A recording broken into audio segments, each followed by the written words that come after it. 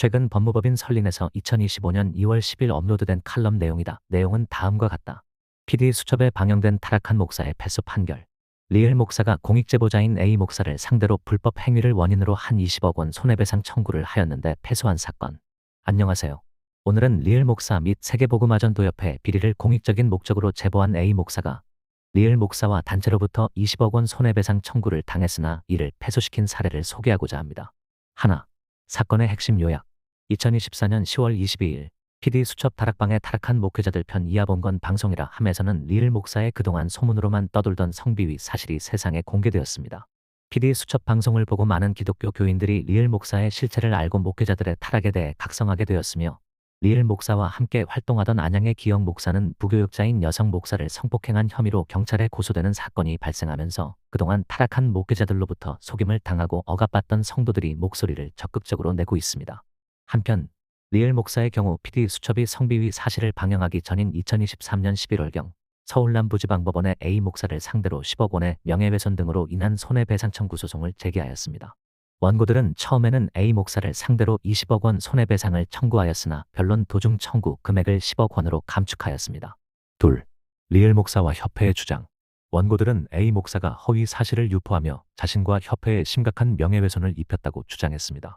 10억 원의 손해배상을 구하는 주된 이유는 A 목사가 리을 목사의 30여 년 전 교통상해 사고는 전치 1일도 나오지 않아 종결된 음주운전 교통사고임에도 음주운전 뺑소니 사망사고라고 거짓 선동을 하였고 리을 목사가 이사장으로 있는 세계복음화전도협회 이하 협회라 함의 조직 정비를 리을 목사 개인의 윤리 문제와 재정 비리를 덮기 위하여 조직을 해체하였다고 거짓 선동한 점. 협회를 통해 합법적으로 운영하는 협회 재산을 헌금을 횡령하여 획득한 개인 재산이라고 거짓 선동한 점. 여성 비서에게 고가의 사치품을 사주고 자신이 저지른 성범죄를 돈으로 입막음하고 있다는 내용으로 거짓 선동한 점을 들었습니다.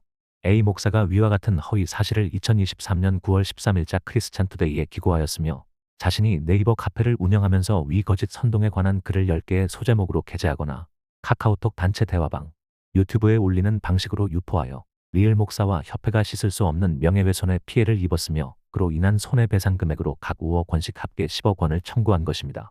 셋. 재판의 진행 상황. 위 소송에서 리을 목사는 변호사를 선임하여 소송을 진행하고 증거를 제출하고 법원을 통하여 사실조회를 하는 등 승소하기 위하여 할 수 있는 모든 방법을 동원하였습니다.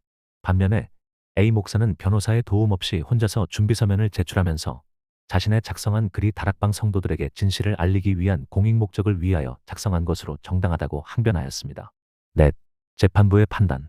서울 남부지방법원은 2년간의 변론을 거친 후에 2025년 1월 9일 판결을 선고하면서 민주주의 국가에서 표현의 자유 특히 공적 관심사에 대한 표현의 자유는 최대한 보장되어야 한다는 취지에서 리을 목사에 대한 자유로운 의견 표명은 최대한 보장되어야 하므로 A 목사가 신문의 기고문을 통해 리을 목사에 대한 만취운전 뺑소니 사건, 음란 물질의 탐욕의 지도자, 30년 전도협회 중요기관 해체에 관하여 자신이 수집한 사실의 의혹을 제기하고 의견을 표명하는 것은 리을 목사의 인격권을 침해하는 것이 되지 않는다고 하여 리을 목사의 청구를 대부분 기각하였습니다.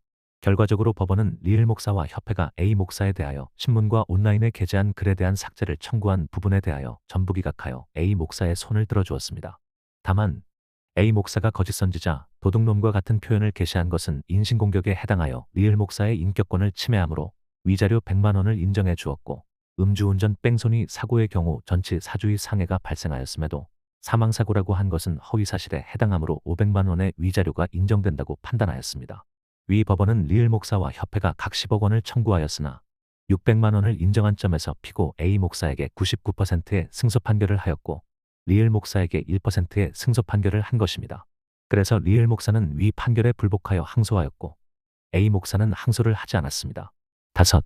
판결의 중요한 의미.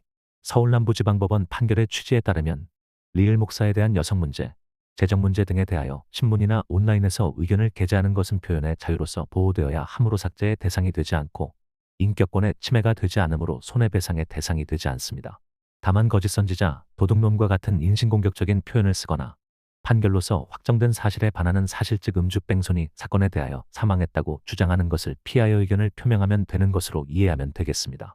한편 위 판결에서 확인된 사실에 따르면 리을 목사가 1987년 음주운전을 하고 피해자를 구조하지 않고 뺑소니를 한 사건에서 당시 리을 목사의 혈중 알코올 농도가 0.38%이라는 엄청난 수치가 인정되었습니다.